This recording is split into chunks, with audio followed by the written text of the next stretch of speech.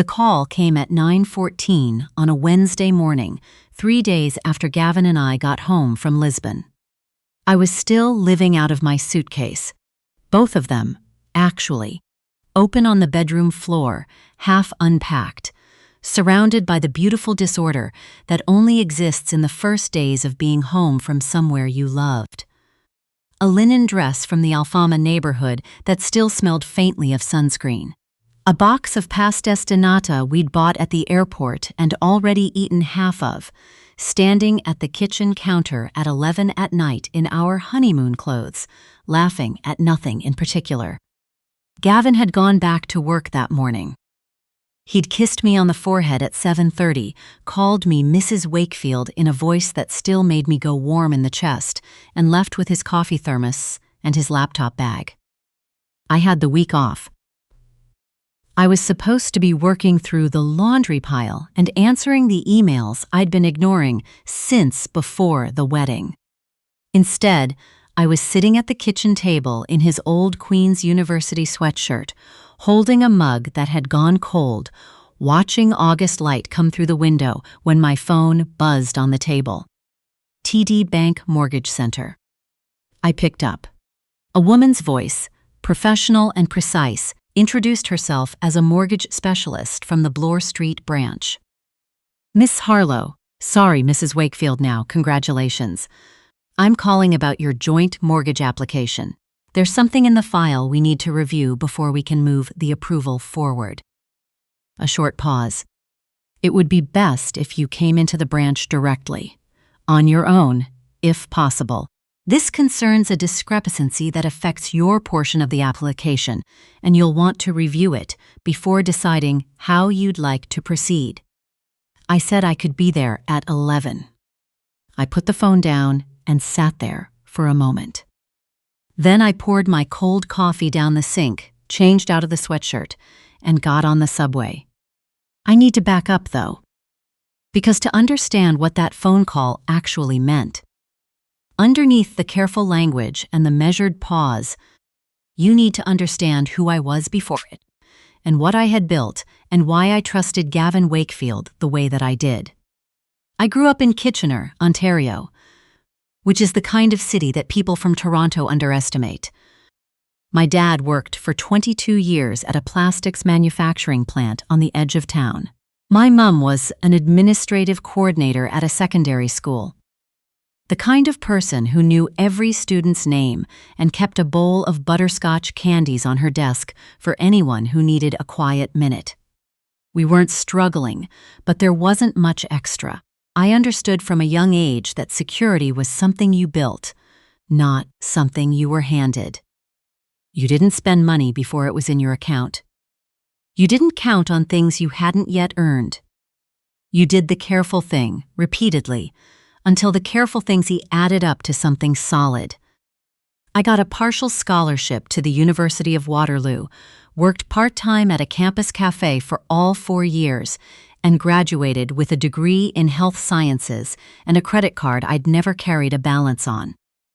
At 25, I moved to Toronto for a job at a healthcare consulting firm on King Street West. I was the person who read the lease before signing, who tracked her RRSP contributions on a spreadsheet, who had renter's insurance before she had furniture worth insuring. Not because anyone told me to, but because I had watched my parents absorb every unexpected cost with very little room to maneuver. And I had decided early that I was going to give myself room. By 32, I had worked my way from project coordinator to team lead, and I had a 1-bedroom apartment in Leslieville that I'd furnished slowly and on purpose, one good piece at a time. I had a TFSA and an RRSP and an Equifax score of 762.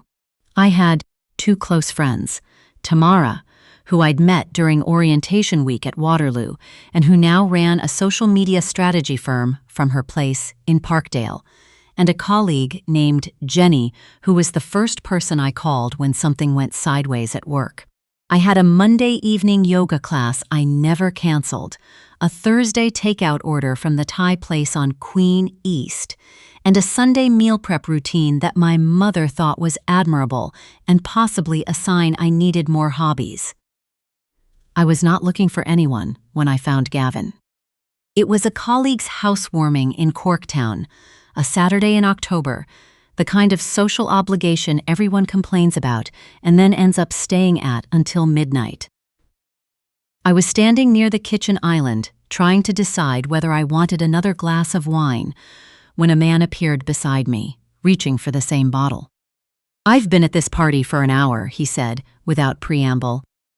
"And I've had 3 conversations about the real estate market. Is that just a Toronto thing? Or this specific group of people?" "Both," I said, and poured us each a glass. His name was Gavin Wakefield. 35, originally from Ottawa, 6 years in Toronto doing project management for a mid-size construction development company.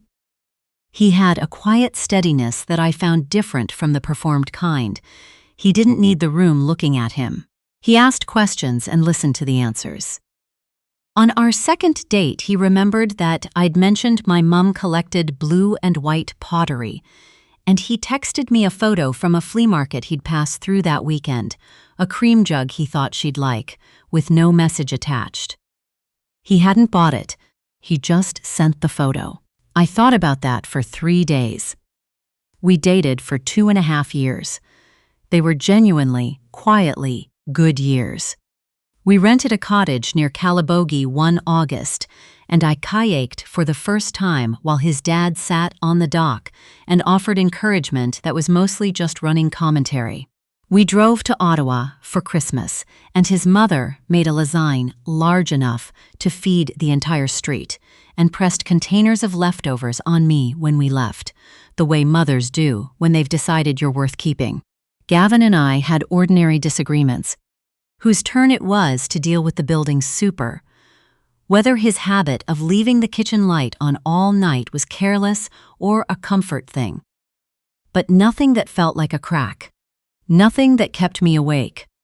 He proposed at a rented cottage in Mississauga on a Friday evening in September. We'd come up for the long weekend, just the 2 of us, and he had been slightly off the entire drive north in a way I'd put down to traffic. He waited until we were on the dock after dinner, the sky going that particular orange and gold that only happens in Mississauga in late September. And then he reached into his jacket pocket and said, "I've been carrying this for 2 weeks, and I keep starting to ask, and then losing my nerve, which has never happened to me before. So I'm just going to do it now before the sun finishes setting." He did. I said yes before he finished the sentence. We set the wedding for the following June, a vineyard outside Niagara on the lake. 74 guests, Tamara as my maid of honor and Gavin's university best friend Curtis as his best man. A Saturday so perfectly mild, it felt like something the province had arranged specifically for the occasion. The oak trees along the property lane were just past their peak, still green at the center and gold at the edges, and the light through them in the late afternoon was the kind of thing you can't photograph accurately. You just have to be there. 2 weeks in Portugal for the honeymoon. Planned and saved for over a year because that's who we both were. Careful, forward-looking, building towards something. 3 days after coming home, the bank called. The Bloor Street branch was quiet on a Wednesday morning. I was shown to a glass-walled office near the back by a receptionist with a sympathetic half-smile that I filed away and didn't like. The mortgage specialist, a woman in her mid-40s with reading glasses pushed up on her head, stood when I walked in and gestured to the chair across from her desk. "Thank you for coming in," she said. "Congratulations on your wedding." "Thank you," I said. My hands were folded in my lap. There was something low and cold at the base of my chest, the feeling you get when you step off a curb and realize it was higher than you thought. She opened a folder and turned 2 documents toward me across the desk. When we ran the final credit and title search as part of the approval process, we found an existing mortgage registered in your husband's name that wasn't disclosed on the joint application. Her voice was deliberate, each word placed. It's a property in Mississauga, a condo unit on Hurontario Street. The mortgage was opened 21 months ago. I looked at the document, Gavin Matthew Wakefield, the address, the mortgage amount, just under $400,000.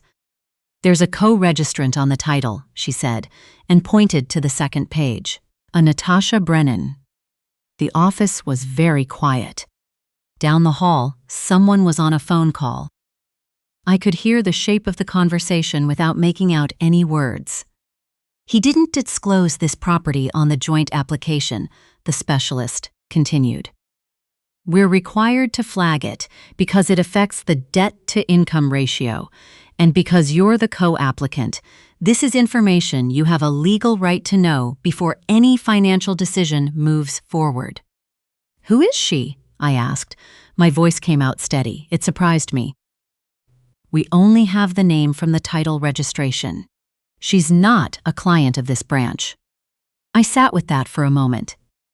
Gavin Matthew Wakefield and Natasha Brennan. 21 months ago. We had been together for 31 months. The math settled in my chest like something I was going to be carrying for a long time. The specialist walked me through the practical implications with the careful kindness of someone who understood that the mortgage was the smallest part of what I was holding. She told me what my options were, what the documentation showed, and that I should speak with a lawyer before making any decisions. I wrote down what she said. I thanked her. I walked out through the lobby and through the glass doors onto Bloor Street, and I stood on the sidewalk in the August heat for a full 3 seconds, not going anywhere in particular. Then I called Tamara. She picked up on the second ring. I told her everything in a rapid, quiet stream, standing on the sidewalk stalk, the way you talk when you're holding something too heavy and need to pass half of it to someone else before your grip goes. 3 seconds of silence, then do not go home and say anything to him. Not yet. Tamara, I'm not saying it's nothing. I'm saying you need the rest of the picture before you move. What is this condo? Is there any version of this that's an investment property? Family? Because right now you have a fact, and facts need context before you know what you're actually dealing with. What context makes a 21-month shared mortgage acceptable? I said. None, she said. I'm not saying acceptable. I'm saying that knowing everything changes how you respond. And how you respond right now matters. Promise me you'll wait. I promised. I went home. I did the laundry. I unpacked both suitcases and put everything in its place. When Gavin came home at 6:30, I asked about his day. I made pastasa. I sat across the table from him and talked about the condo we'd toured on Gerrard Street East before the wedding that had seemed promising. I watched his face while we discussed square footage and neighborhood walkability and which direction the light came from. The face of a man planning a future with me. The face I had believed completely. I did not sleep well, but I didn't let it show. The next morning, after he left for work, I called a family lawyer named Christina Park, whose name Tamara had given me. She called me back within the hour. I told her everything without embellishment, and she listened and then asked 6 specific questions. She told me what to document, what not to touch, and what my legal standing looked like if the situation was what it appeared to be. Don't move any joint funds, she said. Don't make large purchases, and don't confront him until you have independent documentation. The second call I made was to a private investigator named Renee Sauvé, whose number Christina had provided. We met at a cafe on Danforth that afternoon. Renee was efficient and unsentimental, which was what I needed. She told me what a background check and 2 weeks of observation would cost and what she could realistically provide. I agreed without hesitating. I had spent 6 years building a TFSA precisely so that I would have options when things went sideways. This was sideways. Those 2 weeks were the most quietly exhausting of my life. I went back to work on Monday. I ordered Thai on Thursday. I went to yoga. I slept beside my husband and made coffee in the morning. And asked about the Scarborough project, running behind schedule. And I listened to the answers with the full, careful attention of a woman who had not spent the previous night lying awake, going through 2.5 years of memories, holding each one up to the light. I thought about the Saturday afternoons Gavin had spent in Mississauga seeing a client. How plausible that had been, because Mississauga had clients in it, and that was simply a fact about the world. The occasional evening he'd come home from a dinner that had sounded entirely reasonable. The times he'd taken a call with the bathroom door closed, which I had noticed and filed and then released, because I trusted him, and trusting someone means extending the explanation they haven't asked you for. I thought about Curtis. Curtis, who had stood at the front of that vineyard in a cream linen suit with actual tears in his eyes during our vows. Curtis, who had known Gavin since first year at Queen's. Curtis, who had appeared in almost every account of a weekend or an evening I hadn't been part of. The Jays game, the furniture move, the afternoon in Port Credit. Curtis, who had been consistently, reliably, frictionlessly there as an alibi, and whom I had never once questioned, because why would I question the best man? Renee came back to me in 12 days. She had photographs. She had a summary of confirmed movements over the surveillance period. She had a name I already knew. Natasha Brennan was 29 years old, worked as a dental hygienist at a clinic in Port Credit, and had been living in the Hurontario condo with Gavin's presence as a regular feature of her life for nearly 20 months.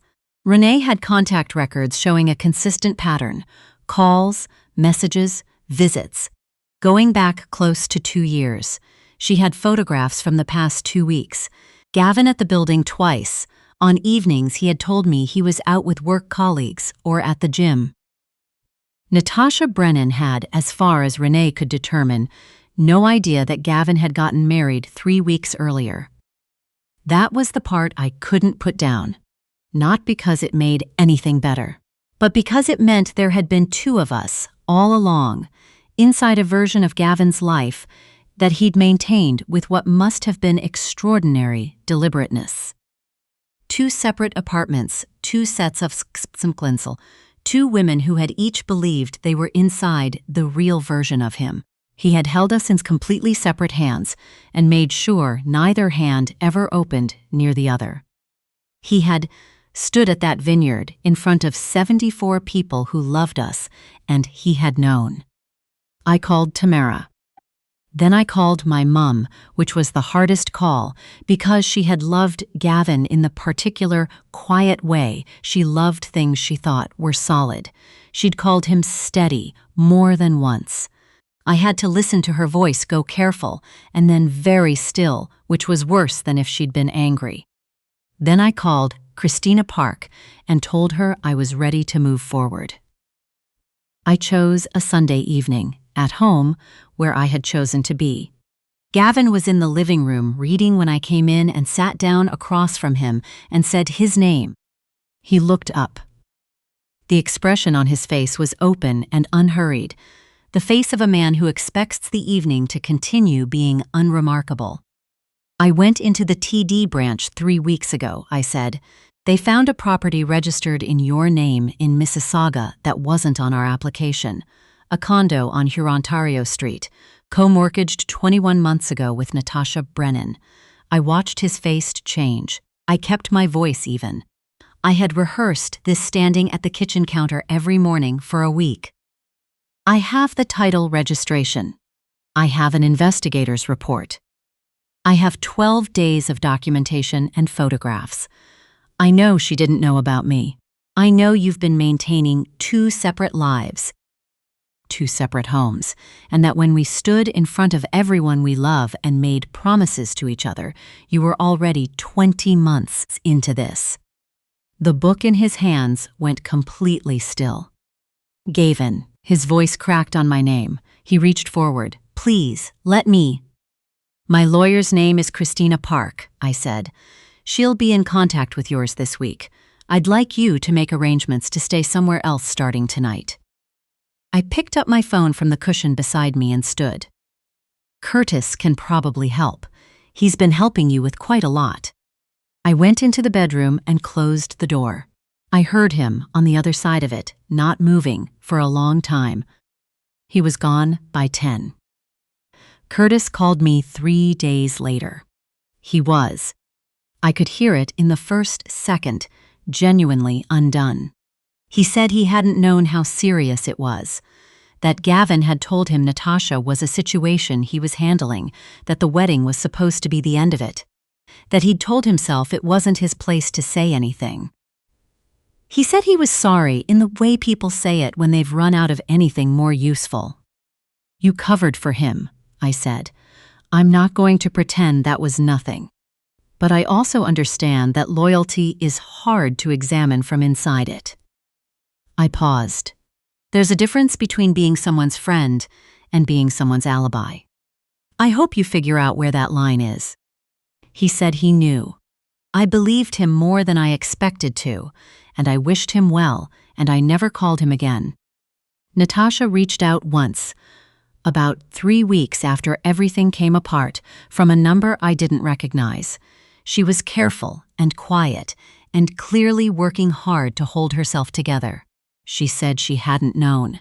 She'd come across the wedding announcement on a mutual acquaintance's Instagram by accident, 2 days after we'd landed home from Portugal.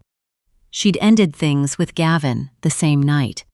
She said she was sorry, in the way that someone apologizes for a damage they didn't cause but still feel responsible for standing near. I told her the apology wasn't hers to make, that she owed me nothing.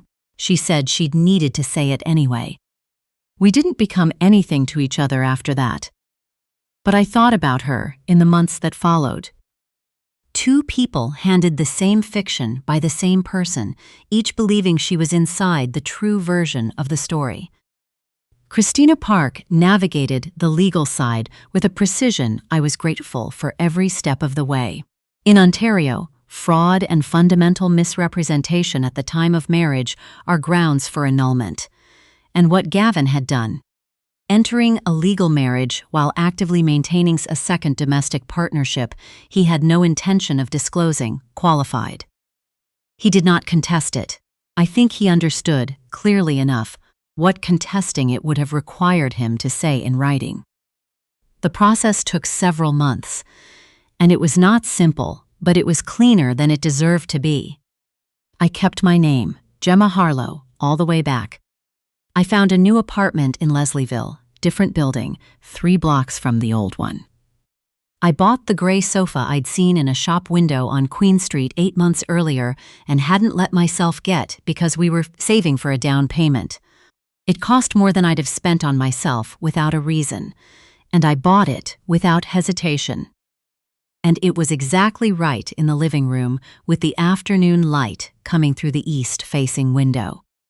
I booked a full screening at the Sexual Health Clinic on Sherbourne, a proper one, thorough. Because Gavin and I had been together throughout our marriage, and I needed to know for certain. I came back clear. I sat in my car in the parking lot and cried for exactly as long as I needed to, and then I drove home, stopping at the Tim Hortons on Parliament for a tea I didn't particularly need, just because the ordinary act of it felt like something solid to hold on to. I got a dog, a 3-year-old rescue named Fig, small and opinionated, with strong views about which end of the sofa was his. My mum was delighted. She said he had a sensible face, which is the highest praise she gives anything. My Equifax score is now 779.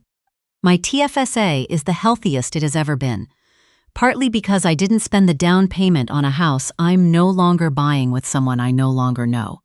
I still go to yoga on Mondays. I still get Thai on Thursday evenings. I FaceTime my mom on Sundays while I prep for the week, and she has stopped going quiet when the subject of that year comes up. Last month she said, unprompted, "You know, I always thought something about the way he talked about Mississauga was slightly off." I did not point out that she had said no such thing at the time. I just agreed. And we moved on. I am not going to tell you I came through this entirely unchanged. I didn't. I spent a long time in the middle of too many nights going back through 2.5 years of small, careful memories looking for the thing I should have seen. The problem with someone who is practiced at deception is that the deception is built to be invisible. There is no moment you obviously failed to catch. No alarm you chose to sleep through. Sometimes a person simply builds a very convincing version of themselves and places it in your hands and trusts that you'll hold it rather than turn it over and look at the back. What held through all of it, the only thing that held without any effort at all, was everything I had built before him.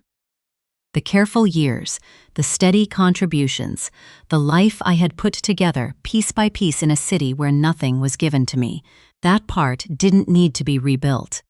It was still exactly where I'd left it. The mortgage application is still on hold. I'm not rushing toward anything.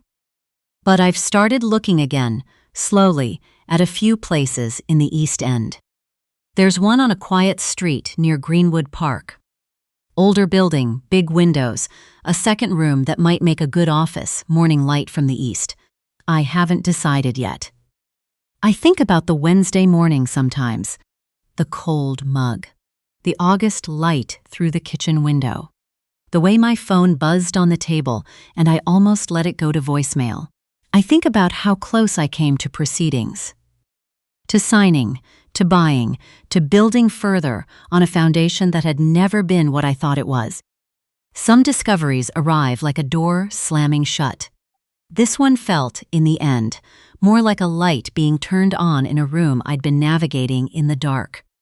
I can see everything now. That turns out to be enough.